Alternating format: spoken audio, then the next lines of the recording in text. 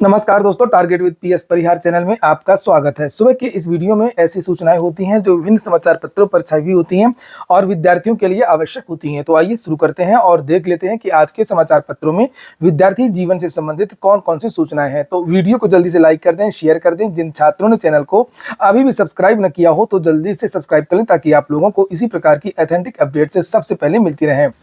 आगे बढ़ने से पहले एक सूचना है उन विद्यार्थियों के लिए जो विद्यार्थी यूपी टीईटी की तैयारी कर रहे हैं।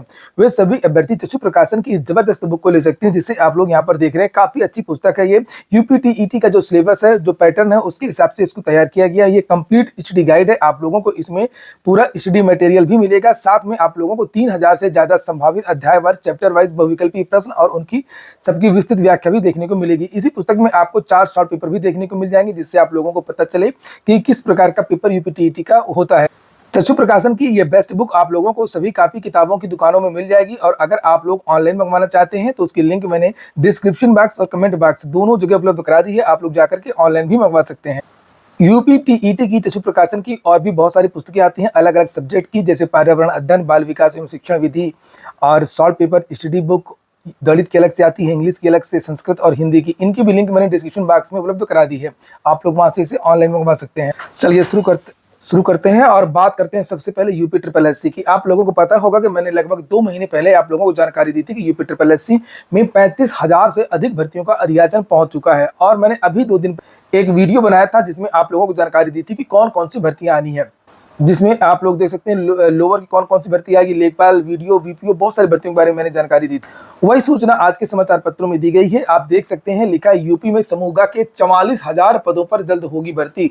कौन कौन सी भर्ती होगी उसके बारे में भी यहाँ पर लिखा है। इस बार सर्वाधिक लेखपाल भर्ती के लिए प्रस्ताव है। लेखपाल के 7,994, तकनीकी सेवा के 5,431, कनिष्ठ सहायक के 4,582, अधिशासी अधिकारी, ये भी मैंने बताया था आप लोगों को पदों की संख्या के बारे में 320, लोअर के बारे में मैंने अलग से आपको बताया था। ये मेरा स्क्रीनशॉट है जो मैंने आप लोगों को जानकारी दी थी। आप लोग यहाँ पर देख सकते हैं, मैंने लोअर ईओ के अधिशासी अधिकारी के 308 पद बताए थे और ये कहा था कि लोअर की भर्ती आएगी। लोअर के जो टोटल पद होंगे वो लगभग 1900 के आसपास हैं। वीडियो सचिवालय, लेखा परीक्षक, आबकारी सिपाही, junior assistant, stenographer, junior assistant की 2 भर्तियां मैंने बताई थी और इन्होंने उसको इकट्ठा बताया। एजीटीए, ये सब, असिस्टेंट बोरिंग टेक्नीशियन आदि के बारे में भी मैंने जानकारी दी।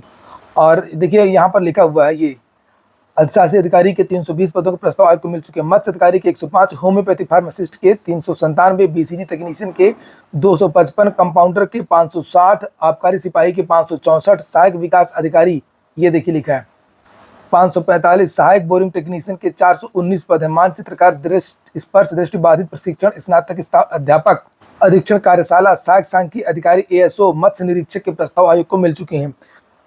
तो आप लोग भैया आप तैयारी करिए। और यहाँ पर लिखा है, मैं एक वीडियो आप लोगों को बहुत जल्द बनाऊंगा संभावित कट ऑफ को लेकर के। लेकिन कट ऑफ के बारे में विद्यार्थी लगातार कह रहे हैं जब से पीटी एग्जाम हुआ कि सर कट ऑफ का वीडियो बनाइए। तो कट ऑफ का वीडियो तो मैं बना दूंगा, लेकिन इसमें एक लोअर की जो भर्ती जिसके बारे में विद्यार्थी सबसे ज्यादा पूछ रहे थे, उसमें एक मैटर है और एक मामला है। मामला ये है कि लोअर में अगर अलग अलग पद आएंगे तो फिर कट ऑफ ज्यादा जाएगी और अगर इकट्ठा पद आएगा तब कट ऑफ थोड़ा सा कम जाएगी। तो दोनों चीजों पर हम लोग चर्चा करेंगे और मैं दोपहर में वीडियो बनाने की कोशिश करूंगा। लिखा है, उत्तर प्रदेश में समूह ग के पदों पर भर्ती के इंतजार में बैठे युवाओं के लिए अच्छी खबर है कि उत्तर प्रदेश अधीनस्थ सेवा चयन आयोग को 44,778 पदों पर भर्ती का प्रस्ताव मिल चुका है। पीईटी का परिणाम जारी होने के बाद इन्हें भरने के लिए आवेदन लिए जाएंगे। राज्य सरकार ने समूह ग तक के पदों को भरने का अधिकार उत्तर प्रदेश अधीनस्थ सेवा चयन आयोग को दे रखा है और मुख्यमंत्री के निर्देश पर सभी विभागों को ऑनलाइन पोर्टल पर ई अधियाचन के माध्यम से भर्तियों का प्रस्ताव भेजने का निर्देश दिया गया। आप लोगों ने वीडियो को लाइक नहीं किया होगा तो वीडियो को लाइक अवश्य कर दें। और बता दूं को ऐसा डाटा देखने को मिलता है कि ऐसे बहुत सारे छात्र हैं जो रेगुलर वीडियो देखते हैं मगर इन्होंने अभी तक चैनल को सब्सक्राइब नहीं किया है। इस चैनल को सब्सक्राइब करने से आपका नुकसान नहीं है, आपका फायदा ही है। इसलिए अगर आप लोग सरकारी भर्ती की तैयारी कर रहे हैं तो चैनल को सब्सक्राइब अवश्य कर लें। नीचे यहाँ पर लिखा है कि आयोग द्वारा शासन को उपलब्ध कराई गई जानकारी के मुताबिक 868 भर्तियों के प्रस्ताव मिले हैं। इनमें कुल 44,778 पद हैं। 868 भर्तियां, आप समझ सकते हैं कि रोज अगर ये 3 भर्ती भी निकालेंगे तब भी 1 साल में नहीं हो पाएगा। लिखा नीचे यहाँ पर, भर्ती प्रस्तावों का मिलान आयोग के स्तर पर हो रहा है। इसमें यह देखा जा रहा है कि विभागों द्वारा भेजे गए प्रस्तावों में आरक्षण नियम, योग्यता का विस्तृत जिक्र किया गया या नहीं। खामियों वाले प्रस्ताव वापस, आयोग ने जिन प्रस्तावों में खामियां थी उन्हें विभागों को वापस भेजते हुए इसमें सुधार का निर्देश दिया है। आयोग ने विभागों से कहा कि भर्ती संबंधी प्रस्ताव स्पष्ट भेजें।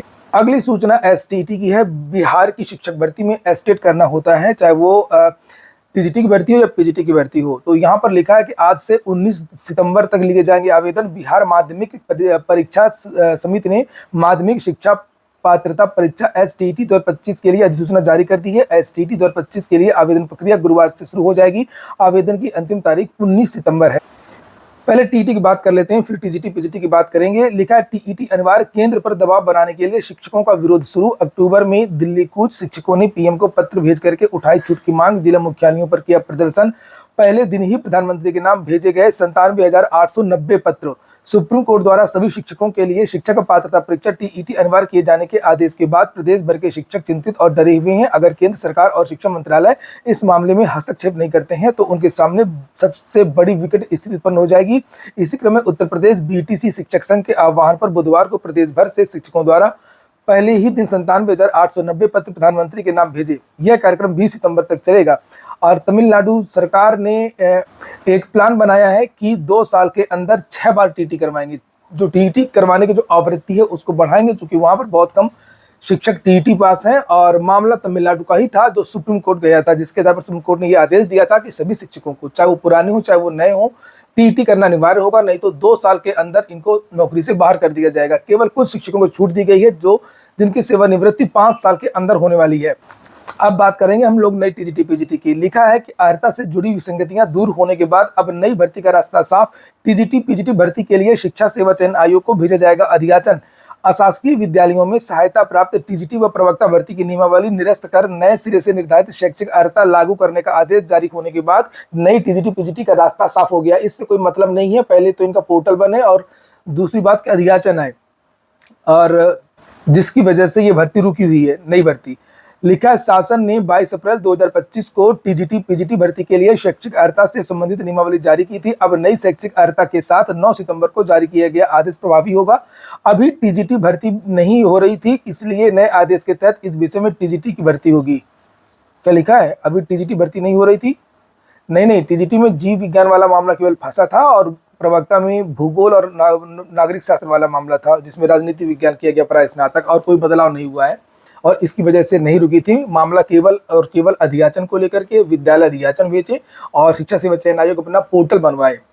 अभी तो सैद्धांतिक सहमति बनी है ना इनकी, तो जब इनका पोर्टल बन जाएगा तब ये अधियाचन शिक्षा सेवा चयन आयोग पहुंचेगा और उसके बाद में फिर ये विज्ञापन निकालेंगे जो नई नियमावली है उसके अनुसार। यहाँ पर लिखा टीजीटी जीव विज्ञान भर्ती के लिए अब जंतु विज्ञान और वनस्पति विज्ञान में स्नातक की उपाधि के साथ बीएड की डिग्री अनिवार्य होगी। नए आदेश में भूगोल व नागरिक शास्त्र विषय में भी प्रवक्ता भर्ती की शैक्षिक अर्हता में संशोधन किया गया। इन संशोधनों के साथ ही प्रवक्ता भर्ती के लिए बीएड को अनिवार्य रूप से शामिल किया गया है। बीएड की अनिवार्यता के खिलाफ कोर्ट पहुंचे हैं अभ्यर्थी। प्रवक्ता भर्ती में बीएड की अनिवार्यता के खिलाफ अभ्यर्थियों ने न्यायालय का दरवाजा खटखटाया है और छात्रों का कहना है कि बीएड प्रवक्ता भर्ती में इस बार लागू नहीं होना चाहिए। सुनिए आप लोग युवा मंच के अध्यक्ष अनिल सिंह को, उसके बाद हम लोग आगे देखते हैं। आगे भी बहुत सारी महत्वपूर्ण सूचनाएं। साथियों नमस्कार, मैं आपके संघर्षों का साथी अनिल सिंह। जैसा कि आप सबने देखा कि नियमावली में एक बड़ा बदलाव हुआ।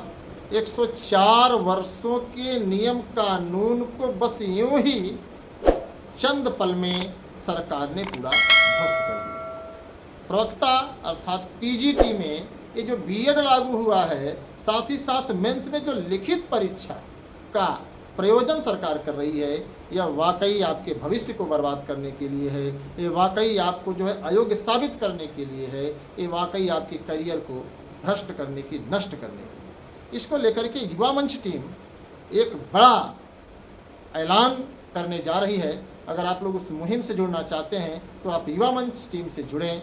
आपको इस लड़ाई में बेहतर तरीके से संघर्ष करके आपके हक, अधिकार और आपके सपने, आपकी उम्मीदों के साथ खिलवाड़ न हो, इस बात को लेकर के हम लोग मजबूती से लड़ेंगे। तो जो भी साथी वीडियो को देख रहे हैं, सभी साथियों से अपील है कि आप लोग युवा मंच टीम से जुड़ें और युवा मंच यूट्यूब चैनल के माध्यम से मैं आप लोगों को लगातार इस मुद्दे को लेकर के आगे बढ़ूंगा और आप सभी के योगदान, सहयोग और समर्थन की ज़रूरत है। मुझे यकीन है कि पीजीटी में बीएड लागू नहीं होने दिया जाएगा। ये जो नियमावली जारी हुई है, एक बार फिर नियमावली को वापस सरकार को लेना पड़ेगा या फिर आप सभी को एक अवसर देना पड़ेगा। अगर आप सब चाहते हैं कि एलटी में, प्रवक्ता में और जीडीसी में, साथ ही साथ टीजीटी और पीजीटी की जो भारी भरकम 25,000 सीटों की वैकेंसी आ रही है। आपने देखा ही होगा कि 48 जिलों की अगर 17,000 भर्ती है तो 75 जिलों की 25,000 हो ही जाएगी। तो भैया मेरे करियर आपका है, अगर आप चाहते हैं तो आप जुड़िए। युवा मंच टीम मजबूती से लड़ेगी, आपका भाई अनिल सिंह मजबूती से लड़ेगा और आपको इंसाफ दिलाएगा। तो धन्यवाद, नमस्कार। देखा आप लोगों ने, नई नियमावली जारी जरूर हो गई है, लेकिन नई नियमावली में भी बहुत सारा विवाद है अभी भी। जैसे आपने देखा होगा, अंग्रेजी विषय के लिए अंग्रेजी साहित्य लिखा हुआ है, इसी तरीके से प्राविधिक कला को बाहर कर दिया गया है, बहुत सारी चीजें अभी भी हैं। और यहाँ पर अगली जो सूचना है वो है एसएससी की। दूसरे कंप्यूटर में झांकेंगे तो एआई पकड़ लेगा। लिखा है, कर्मचारी चयन आयोग ने कंप्यूटर आधारित परीक्षाओं के दौरान नकल पर नियंत्रण के लिए उन्नत तकनीक का इस्तेमाल शुरू कर दिया है। यहाँ तक कि कोई अभ्यर्थी अगल बगल किसी दूसरे के कंप्यूटर में झांकता है तो एआई के जरिए उसे नकल में पकड़ लिया जाएगा। किसी भी तरह की नकल में पकड़े जाने पर परीक्षार्थी को परीक्षा से वंचित करने के साथ में उसका विवरण आयोग की वेबसाइट पर सार्वजनिक कर दिया जाएगा कि नकल कर रहा था। अनुचित साधनों के प्रयोग करने के किसी भी प्रयास के लिए सार्वजनिक परीक्षा अधिनियम 2024 के तहत कड़ी कार्रवाई भी होगी। परसों टीआरई 4 वाले छात्रों ने लाठी खाई थी और आज टीआरई 3 के छात्रों ने लाठी खाई है। और वहां पर चुनाव है और बार बार विद्यार्थी वहां पर धरना प्रदर्शन कर रहे हैं। और वो जो बिहार की सरकार है उसने विद्यार्थियों की काफी बात मानी भी।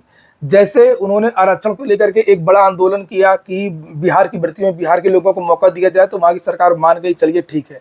फिर एस्टेट को लेकर के कहा, एस्टेट का भी नोटिफिकेशन जारी कर दिया।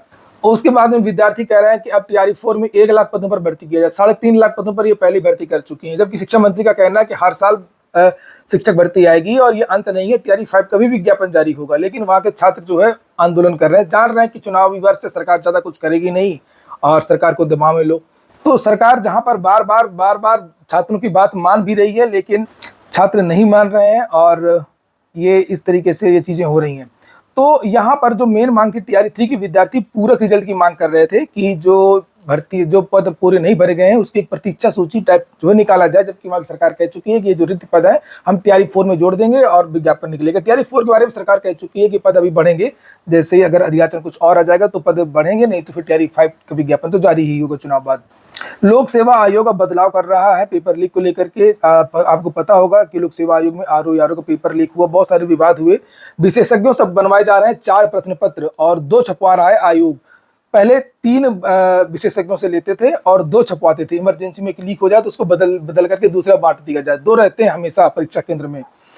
तो यही लिखा हुआ है कि नकल माफियाओं के मंसूबे नाकाम करने के उद्देश्य से उत्तर प्रदेश लोक सेवा आयोग के अधिनियम में महत्वपूर्ण संशोधन किया गया है। राज्यपाल आनंदीबेन पटेल की मंजूरी के बाद संशोधित गजट जारी कर दिया गया है, जिस पर अमल करते हुए अब प्रत्येक परीक्षा के लिए 4 प्रश्न पत्र बनवाए जा रहे हैं। इनमें से ही किसी 2 प्रश्न पत्र को आयोग छपवाता है। पूर्व की व्यवस्था में विशेषज्ञों से 3 प्रश्न पत्र बनवाए जाते थे और उनमें से किसी एक को ही छपवा करके परीक्षा कराई जाती थी।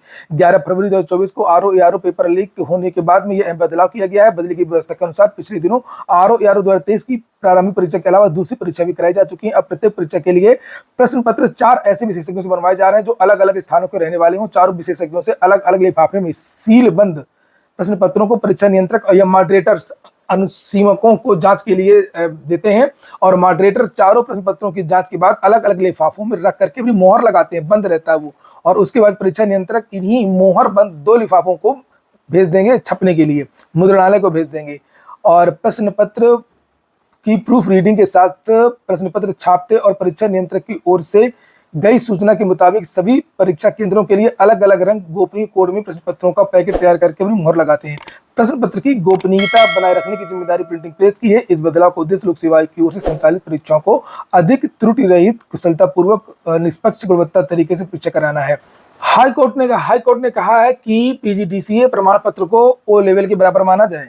बहुत अहम आदेश है ये। इलाहाबाद हाईकोर्ट ने अभिनव तिवारी की याचिका पर सुनवाई करते हुए उत्तर प्रदेश लोक सेवा आयोग को निर्देश दिया है कि वह post graduate diploma in computer application प्रमाण पत्र को ओ लेवल प्रमाण पत्र के समकक्ष माने। और इस टिप्पणी संग कोर्ट ने यूपीएससी को निर्देश दिया है कि वह याची के पीजीडीसी प्रमाण पत्र को 2016 के विज्ञापन के तहत एआरओ लेखा पद के लिए आवश्यक ओ लेवल प्रमाण पत्र के बराबर मानते हुए उसकी उम्मीदवारी पर विचार करे। और यह आदेश न्यायमूर्ति अजीत कुमार की एकल पीठ ने दिया है।